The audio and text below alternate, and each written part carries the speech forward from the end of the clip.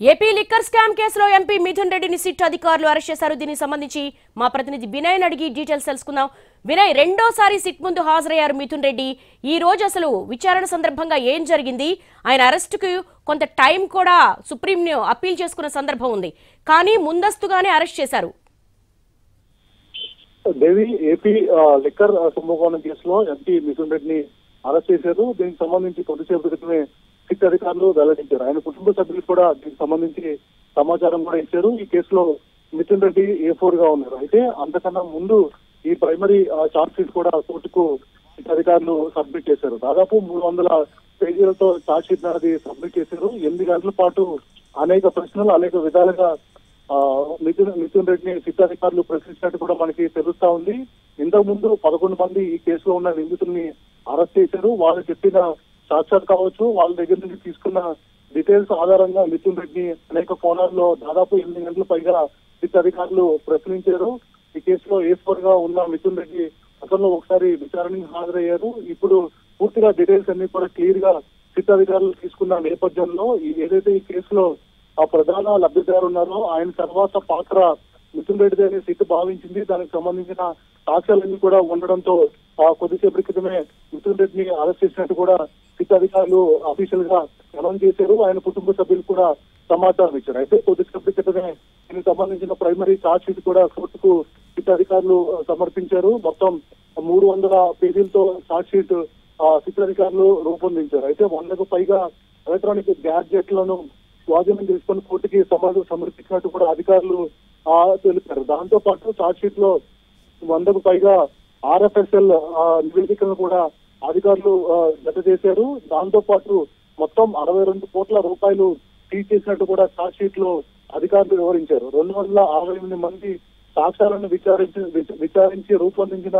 Charge sheet కూడా దాంట్లో పెట్టినట్టు కూడా మనకి తెలుస్తా ఉంది. ఇప్పటి వరకు అరెస్ట్ చేసిన 11 మంది ఇచ్చిన స్టేట్మెంట్లు, రిమాండ్ రిపోర్ట్లు, ఇతర డాక్యుమెంట్లు కూడా చార్జ్ షీట్ లో జత చేసి అధికారులు సబ్మిట్ చేశారు. ఈ డబ్బంతా కూడా వివిధ బ్యాంకులు, ఆసుపత్రులు, బంగారు షాపులు, రియల్ ఎస్టేట్ కంపెనీలు పెట్టుబడులు వివరాలకు సంబంధించిన స్టేట్మెంట్లు కూడా స్వాధీనం చేసుకుని చార్జ్ షీట్ లో సిట్ పొందుపరిచింది.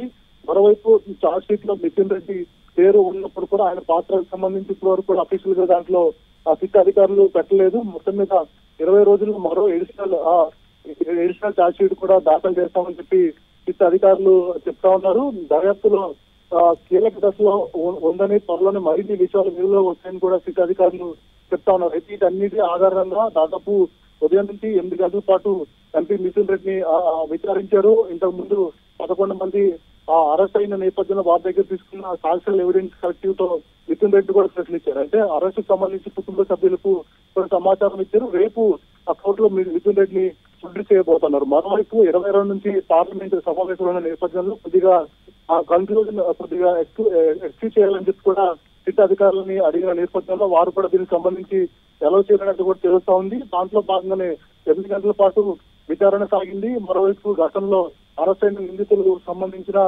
డాక్యుమెంట్స్, ఎవిడెన్స్ తోని ప్రశ్నలు అడిగారు. ఇలా పూర్తిగా సిట్ అధికారులు కన్సర్న్ అయ్యి ఫైనల్ గా మిథున్ రెడ్డిని కొద్దిసేపు క్రితం అరెస్ట్ చేశారు. ఆయనకి కుటుంబ సభ్యులకు కూడా ఇన్ఫార్మ్ చేశారు. రేపు కోర్టు ముందు ప్రొడ్యూస్ చేయబోతా ఉన్నారు. దేవి, వినయ్, రేపు సండే. వినయ్ ఖచ్చితంగా అంటే ఇప్పటికి దాదాపు 8 గంటల పాటు విచారణ సాగింది. అయితే కొద్దిసేపటి క్రితమే సిట్ అధికారులు ఇక్కడి నుంచి వెళ్లిపోయారు. అంటే మనకున్న సమాచారం మేరకు సిట్ అధికారులు చెప్తున్న ప్రకారం రేపు కోర్టు ముందు ప్రొడ్యూస్ చేస్తారని చెప్పి ఇప్పుడు వరకు ఉన్న మనకి సమాచారం అందుతా ఉంది. దేవి, అంటే రేపు సండే కాబట్టి వీకెండ్ లో కోర్టు ముందు హాజరుపరుస్తారా, లేదంటే డైరెక్ట్ జడ్జి ముందుకు తీసుకెళ్తారా?